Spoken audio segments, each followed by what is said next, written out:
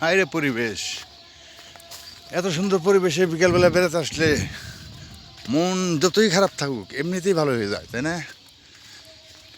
এই যে অতিথি পাখি উঠতেছে, বিলটা অবশ্য শুকিয়ে গেছে।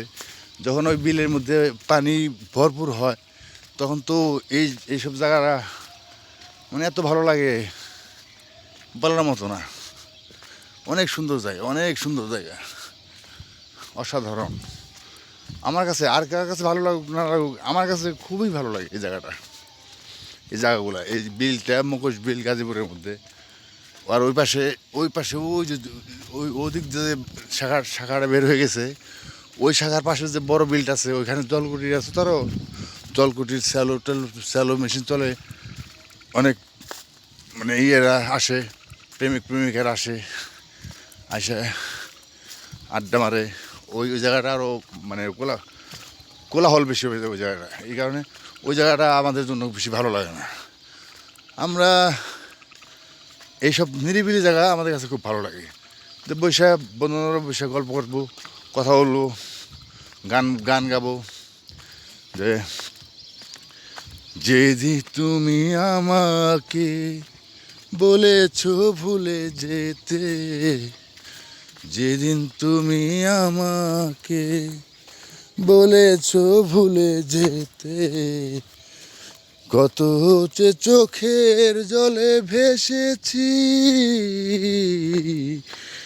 ভুলে যাব আমিও ভেবেছি বন্ধু, ভুলে যাব আমিও ভেবেছি।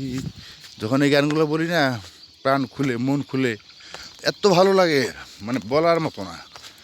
আপনারা আইসা বেড়াই যায় এই জায়গাগুলোর মধ্যে, অনেক ভালো লাগবে, অনেক ভালো লাগবে। ওই যে এক চাচি পুকুরের মধ্যে কচুরি পানা উঠেছে। কচুরি পানা না, ওগুলা গরুর খাওয়ানোর জন্য হয়তো বড় বড় পানাগুলাই কেটে কেটে ই করতেছে। ওই যে আমি দেখাচ্ছি, জুম করে না কাছে এনে দেখাচ্ছি। ওই চাচির হাতে পানা, কচুরি পানা।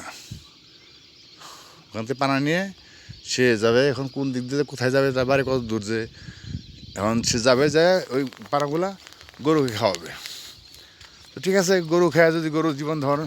তবে এইবার একটা বিষয়, এই যে কপিগুলা 1 টাকা পিছু বলে নাকি কেউ খায় না এদিকে। তাহলে এগুলো বোনার দরকার কি?